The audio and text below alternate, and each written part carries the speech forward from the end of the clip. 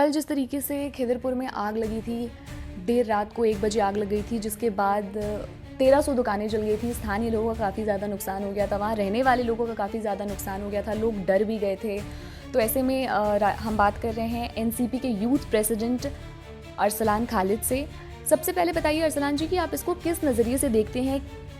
तो ये बहुत ही बड़ी घटना है और इस घटना की एक औपचारिक पार्शियल जांच होनी चाहिए कि पता चले लोगों की आखिर ये हुआ क्यों, क्योंकि ये छोटी मोटी घटना नहीं है। 1300 दुकानों का जलना मतलब लाखों लोगों की रोजगार का चले जाना, लाखों लोगों की फैमिली को अफेक्ट करना। तो इसके लिए सरकार को ये सुनिश्चित करना है कि वो एक पार्शियल जांच करेंगी और पता करेंगी कि इसकी मेन रीजन क्या है कि आग क्यों लगा और आग पे जल्द से जल्द काबू क्यों नहीं पाया जा सका। क्योंकि कोई घटना ऐसी होती है जिस घटना से पूरी एक सोसाइटी इफेक्ट होती है, तो ये घटना वैसी ही है। तो मैं रिक्वेस्ट करता हूँ हमारे माननीय मुख्यमंत्री जी से कि वो एक पार्शियल जांच करे और लोगों को ये बताएं कि आखिर ये घटना हुई क्यों।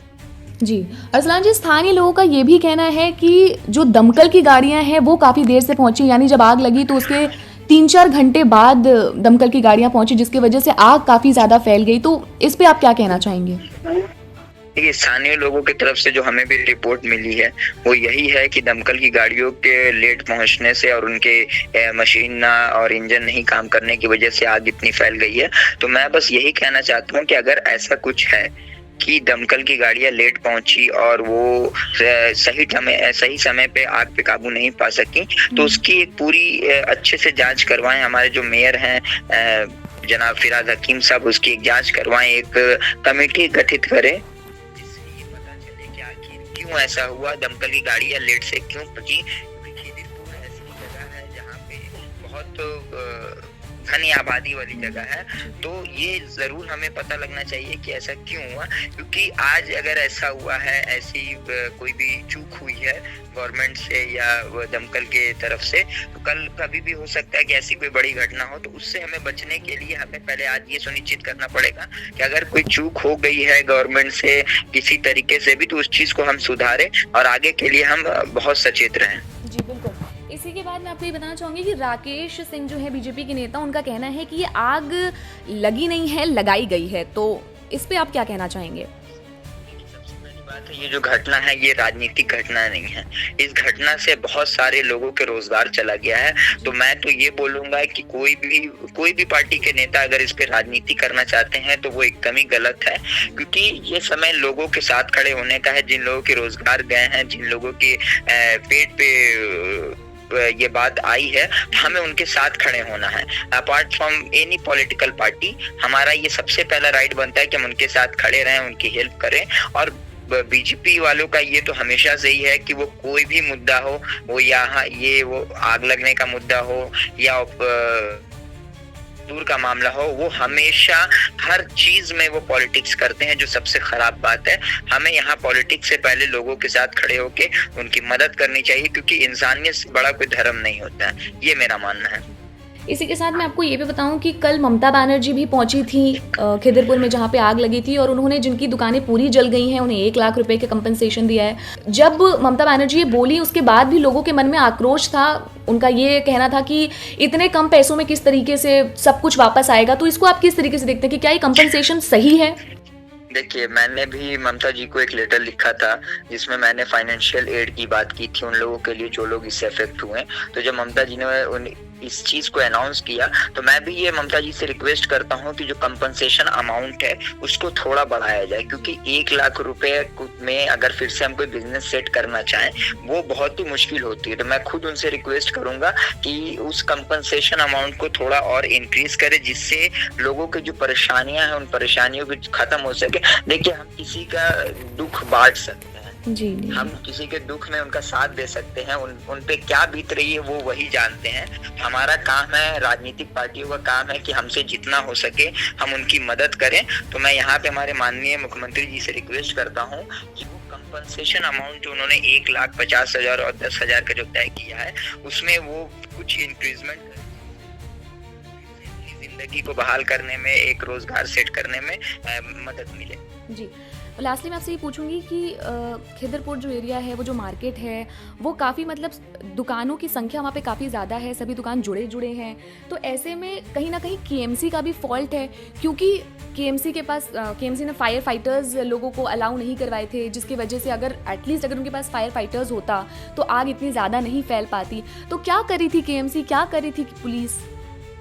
नहीं, मैंने ये बात कल भी कही कि अगर कोई अथॉरिटीज की वजह से अगर ये आग में लगी है या ऐसी घटना हो सकती है तो उस अथॉरिटीज के ऊपर एक स्ट्रिक्ट एक्शन होना चाहिए, क्योंकि जब तक एक्शन नहीं लिया जाएगा, जब तक इस पे ढील छोड़ा जाएगा, तब तक ये चीज नहीं सुधरेगी। और वो केएमसी हो या वो पुलिस हो, अगर उनसे भी कहीं चूक हुई है तो उस पे भी एक स्ट्रिक्ट एक्शन लेना चाहिए, क्योंकि लोगों का भरोसा वहां से होगा।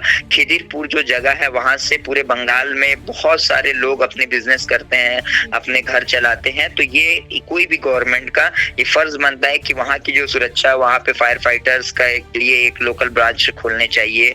अगर कहीं पे वो तार वार, जैसे आप मोस्टली कोलकाता में देखोगे कि घनी आबादियों में तार ऊपर लटके हुए हैं, इधर उधर है, तो उसकी वजह से कभी भी कोई भी बड़ी घटना हो सकती है। तो केएमसी को ये देखने की जरूरत है कि सिर्फ वो बोले नहीं, वो काम करे, और अगर उनसे कोई गलती हुई है तो उसको एक्सेप्ट करे, क्योंकि अगर हम अपनी गलती एक्सेप्ट करेंगे तो लोगों के दिल में वो भरोसा होगा कि हाँ, अगर कुछ ऐसी बड़ी घटना हुई है तो गवर्नमेंट अकाउंटेबल है।